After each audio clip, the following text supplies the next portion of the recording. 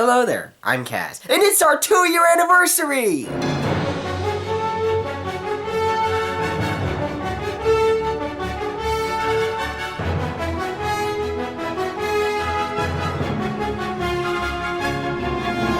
Yep, 2 years straight of making videos and lengthy reviews.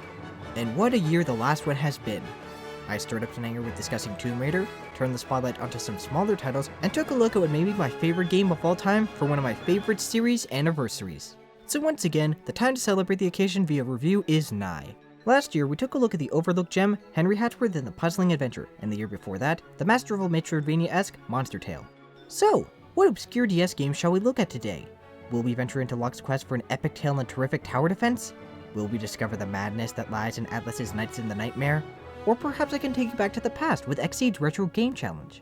Well, how about none of those, because I have my eyes on the future. Digital distribution.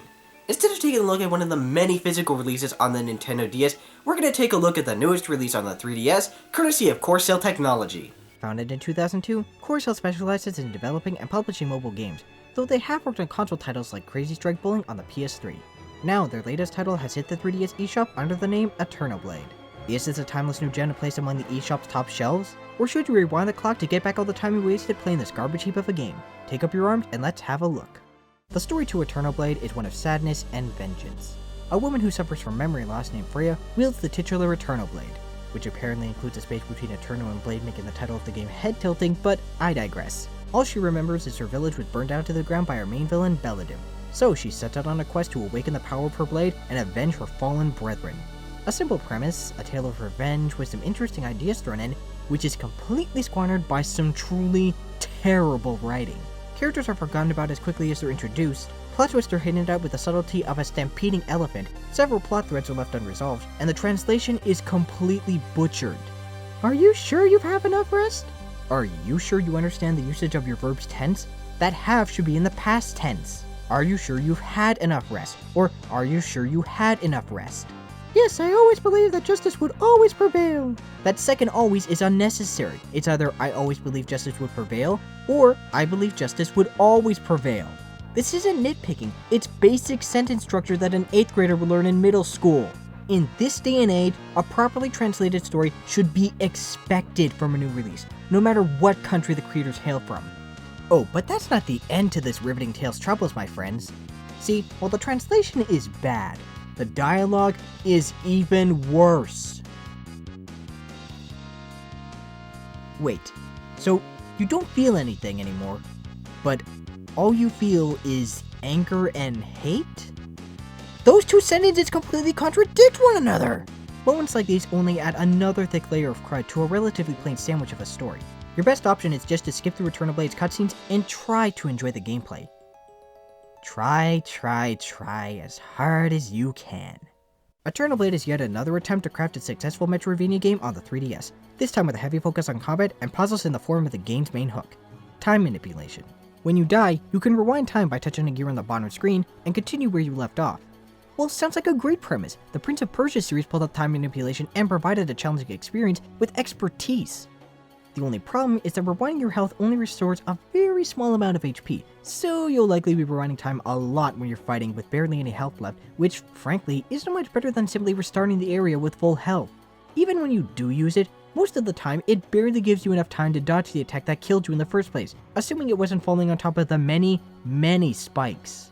Later on, you unlock 2 more manipulative abilities, one that lets you teleport from one area to another, the other letting you rewind time to avoid attacks. Each fight is meant to be like a puzzle that you solve using your wit and tremendous time-traveling powers. Or at least it would be if combat wasn't so dull. The action in this action platformer is bare bones at best. Press your one attack button to attack, keep pressing it to initiate a combo. No sub-weapons, no magic, just your one sword hitting the same button over and over again. You can unlock more abilities and combos with orbs you get from fallen foes, but the act of slaying your foe never delivers any satisfaction. Not that it matters, just randomly pressing the attack button yields the same, if not better results, than any of the unlockable moves. There's no challenge to combat, it's just mashing the same button over and over again while waiting for the rubbish group of rogues in your blade's range to die. The AI is brain dead. It's hilarious how bad they can be. Look at this. I knock the enemy into spikes, and they kill themselves on said spikes. Hey, hit me. Come on. Come on, hit me. Hit me. Come on. Come on, I want you to do it, I want you to do it. Come on, hit me. Come on, hit me. Come on, hit me. There are RPG elements that were meant to add depth to combat, but they too end up being meaningless. You can equip special relics, upgrade your skills, and power up your stats. However, you can only upgrade them to a certain point until you've beaten the next level. Restricting the amount of relics, I can understand that. But the game artificially restricts the amount you can upgrade your stats based on how many levels you completed. AeternoBlade's only difficulty comes from the game inhibiting your ability to improve yourself. It certainly doesn't deliver any with as many climactic confrontations.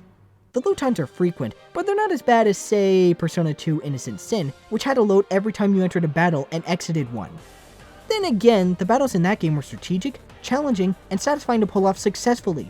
There's no tension to combat, namely because you can clip straight past enemies. Oh, holy shit. Look, the master just summoned 2 demons to stop me. Oh man, I'm screwed. How will I overcome these impossible odds? No man could possibly defeat 2 demons. So I guess I'll just run past them in the next room and forget about it. Well, geez, that was easy. It's almost like this game wasn't play tested at all. They pose zero threat to your progress. Your best strategy is to just run through them and not waste your time and energy fighting them. The only time where you need to beat them are these sections where you're forced to fight all enemies before you can move on. But just how many monsters stand in your way? How many fiends will test your might and power, bring you down to your knees as you beg for mercy? Take your blade, look them dead in the eyes, and deliver the final blow. Just one. Maybe 2, 3 at most. As you can imagine, it does not make for the most exciting conflicts. And these sections happen constantly. I can see why they lock you up so much in these sections. If they didn't, you might never fight anything. There is zero thrill and even less skill involved in these sections. They're supposed to test you and make you use all the abilities you've acquired in conjunction with your combat prowess, but you'll never remember to use them all. Until the very final hours, you'll never use your time-traveling powers to reduce time or reduce any challenge the game throws at you, simply because there is no challenge to be reduced. Speaking of time, AeternoBlade does a spectacularly sloppy job making the use out of its main hook. Not bringing up the undercooked time manipulation in combat again, the attempts at puzzle solving fail to add any challenge, like this section right here. It's meant to test you on this new ability you just acquired, but look, you don't need to use it whatsoever. Not even to avoid damage. I didn't even get a scratch on me without it. As for the Metroidvania aspect, it fails to emulate any successful mechanics from either of the series that contributed to the name. The world of AeternoBlade is not one world, but several unconnected stages with their own uninspired areas. Since every section is split into its own areas, the designs of the areas come off as disjointed, and backtracking is awkward, thanks in no small part to the atrocious lack of pacing. Abilities are acquired infrequently and often far too early, in areas that fail to make any good use out of the tools the team responsible for them acquired. The entire layout of these areas goes beyond incompetent. It's amazing how badly designed they are. There's of course the usual set of doors that block certain parts off, but they're only inhibiting your movement, not protecting less experienced players from accessing areas too tough for them to handle, or preventing the game's plot from being broken more than its intolerable translation has. They never indicate that these doors exist beforehand, not until you see the door blocking your way, when it's blocking your way. Why not just put the door in the room before there, and spares the disappointment of not being able to progress? A good Metroidvania title restricts the player's access to an area based on their skills and abilities. Sometimes you might need a specific item in order to move events forward, but for the most part, progression is based on the player's understanding of their abilities and how best to use them in a given environment. In AeternoBlade, the entire layout is so poorly thought out, the area is so disconnected, that it goes beyond incompetent. It's almost hysterical how awfully designed they can be. Here's a perfect example of the baffling structure of these areas. In this room, you hit a switch, jump, hit another switch, hit this switch, jump, and hit one more switch. So after all that, what did we accomplish? Nothing.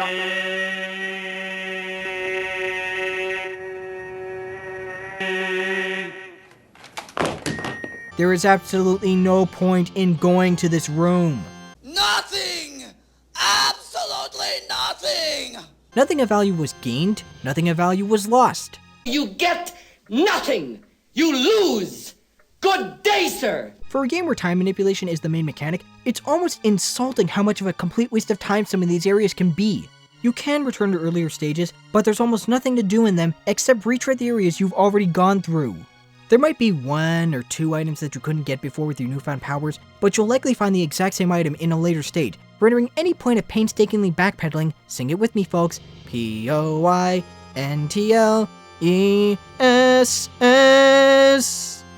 Actually, I'm just being cynical. There is a reason to backtrack. To waste even more time getting locked into battles you've already done. That's exactly what this game needed, of course. More padding.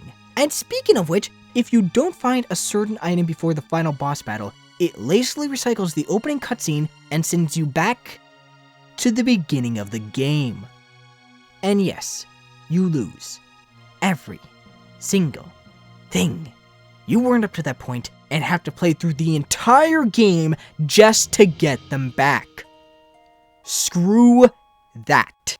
I refuse to go through this buggy mess of bile a second time. Oh, did I forget to mention that the game is filled to the brim with bugs? Because it is. Let's take a look at a few of them right now. Okay, what just happened? I got hit and now I'm levitating on my back. Hey look, I rewound time and ended up on the opposite side of the mini-boss. Nothing can stop me now. Look at this. I can take this monster out without taking a hit. I just have to keep it locked up and I'm untouchable. Oh, and now Freya's doing the running man. There's a severe lack of enemy variety and tactics used by your foes. AeternoBlade quickly resorts to palette swaps of the same 5 enemies. Even the bosses can't escape this lazy excuse for upping the rogues gallery. On the subject of boss battles, these are some of the most obnoxious encounters I've come across in a while. The boss battles are both frustrating and laughable. Laughable because half of the time, they're just standing around. And frustrating because when they do attack, they'll hit you with a cheap move or stretch out the time it takes to beat him by being completely tedious, like this mummy boss that keeps healing itself. If you die multiple times, you have the option of making these battles easier, but they don't seem any different besides your damage output increasing and theirs decreasing. Their tactics remain just as infuriating as ever. Once you defeat a boss, the stage will end and you'll be given a grade. Here I got a C, an S, and a D, so naturally my overall score is a D. Yeah, that makes perfect sense. I get that time may have been the biggest factor in determining my grade, but why D when every other score is higher than that? If you can put up with bad dialogue, putrid combat, deficient time mechanics, nonsensical level structure, and technical issues galore, then the final question on your mind should be whether or not AeternoBlade's asking price will be your breaking point. The game itself will run you $15, plus there's additional content to purchase, one of which is fan service, the other a survival mode like the Arena in the Kirby series. The bikini costs $1 and the arena costs $2, so if you're looking to get the complete AeternoBlade experience, you'll be paying $18 plus tax. I would have sarcastically proclaimed, what a deal, but there is actually a fair amount of content in AeternoBlade. Clocking in at over 12 hours, there certainly isn't a lack of quantity in the gameplay department, it's just that it's lacking in quality entertainment. There are some things that do work, like the game showing you how long you have to get another hit before the combo streak ends. Being able to upgrade your abilities in the middle of a level is incredibly convenient. Selling items for orbs to upgrade your abilities is a great way to get rid of unnecessary duplicates you'll find in your adventure. And for what it's worth, the game does get better the more you play. Later stages have some genuinely clever puzzles, and the bosses do improve incrementally. But the fact of the matter is that they should have been good from the beginning. AeternoBlade feels like a game that a student made in college, not a newly released title in 2014 by a company who has been making games for over a decade, downloadable or otherwise. Actually, it reminds me of another downloadable game, Konami's Divergent Shift on Nintendo DSi. There was a lot of potential in that title as well, but the end result was a terrible experience that played poorly and looked even worse. AeternoBlade has all the ingredients to make a great game, but its execution is just lousy, throwing together all the components to create a stomachache-inducing disaster of a meal. Finally, and thankfully, the presentation, which, for something as costly as this is for an eShop title, has relatively low production values. There are some interesting visuals in place here, but they're not particularly well made. Some of the backgrounds look okay, but the character's animation can get pretty choppy, and that's forgiving the many technical issues noted earlier. The enemy design is actually rather good, but the low textures completely let them down. Look at this Minotaur. Visually, it's a striking design, but the rendering is so poor, you can see the individual parts that make up its model. The graphics in general look dated, the character design is generic, and the art is awful. It looks like they just cropped out a still frame of the character's CG appearance. You could put a photoshopped image of me in there, and it looked just as good. The cutscenes are the only part of the visuals that have anything positive to speak of. The CG ones at least. They're kind of charming in the PS1 era style of cinematics. Although it is very sad that the CG in some PS1 games looks better than this. Speaking of better in the good old days, the music exists on 2 planes. Incredibly bland and forgettable,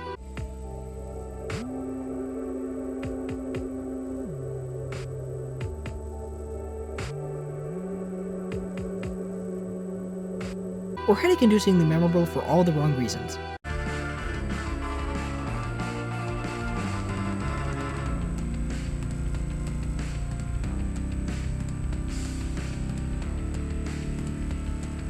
Both of them are bad in their own special ways, but they do have one thing in common. They'll both have you reaching for the volume slider and shutting it off in favor of more ear-pleasing tunes. It's the same reason why you've been hearing music from other time-traveling titles. The music here simply makes you want to play a game with better sound, and visuals, and gameplay, and just about anything else aside from playing another minute of this bloody shamble of a title. Ugh, I should have just reviewed Escape instead of this tripe. Okay, look, I know I can be incredibly negative in my reviews, but I honestly do try to look at the positives to even the worst games. And you know what? There is some merit to AeternoBlade. The moments where the game does shine are when you're manipulating time to solve what few clever ideas the game presents to you. But that's the key word, few. The shining spots of this diamond in the rough are quickly overlooked because of how badly cut the rest of this potential gem was. AeternoBlade is far from the worst game I've ever played, but it's one of the worst I've played on the 3DS thus far. Promising as the premise may sound, you can skip out on this one. AeternoBlade earns a 3.5 out of 10. So, yeah, this one was not very good. But there are great things to come in the coming year. We're going to take a look at some retro titles, PC games, and of course, we'll take a look at what I consider to be the finest PS1 RPG with Vagrant Story. But, before we get to that, there's a certain title we need to talk about.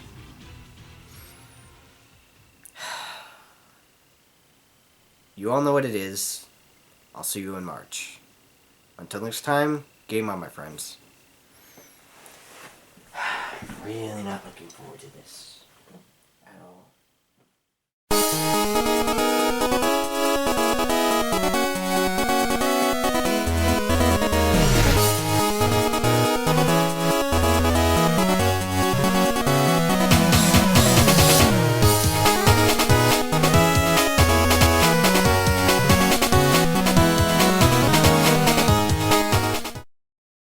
Check out this side boob.